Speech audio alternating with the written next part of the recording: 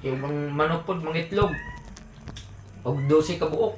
Di mong gid po na tanan inyong nga mupusa. Lagi na bugok.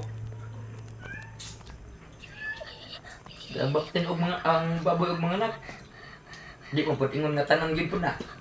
Namang gyud ihid na. Pero kanak sila kay mga dagko na. Ila ginang kamalandungan. Aron dili magkagubot.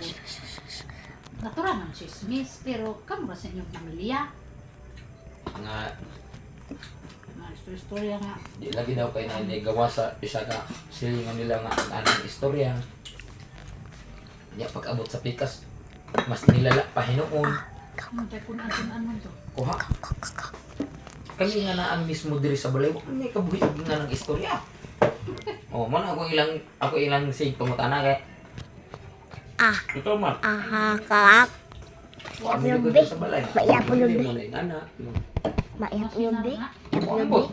Kay Mat, man mo kan ano mong pagkaunmat. kaya mga pag-istorya. Di mo po ko mudapit sa mga sayo. Wala pang sayop na eh, dapigan pa nimo. Depende lang siguro po sa sitwasyon. Pwede ano? Maka nga medyo na okay. Dahil na nibalik na buntag. Yan ha. Namahaw oh. Pero wa ko'y tingog lagi sila ra ni Papa ang tingog kay wa bani pa si Papa og di na kainom. Mura to biya nagsamto nga di ka buak og baso. Oo, walang formal. Pero kain na. Kokpe Mo na mo gibantayan. Nga og mo na mahubog, May mo si Papa de. daan gina manggawas tanan ang kuan ana. Maiyak yung di ha. Iyak yung di ha.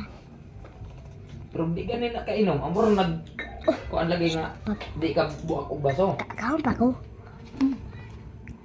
Pero mahubog na. Pagbuntag yun na siya niyaw-yaw eh. Tanan niya mga kuan iya ginang ipangyaw-yaw. Yung anak nas Papa. No bitaw nga kontra mi anak. Tumubog na. Ay. Magilom-ilom naman sila tanan.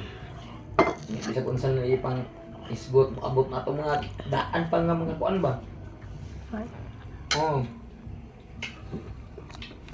Siyempre wala na tong isa niya. Iya pang balikon tong mga kuan atong ni pahulay na. Marang ako sa tabagon. Pero di po na na mga ano kuan na rin na nagsingin kahit. Yung magaway. Pag mamaguli, lapod mo. At mo pa na yung manubo nga magpagulay. Pati siya na matog bukid. Mukha mo pa na sa kwarto man.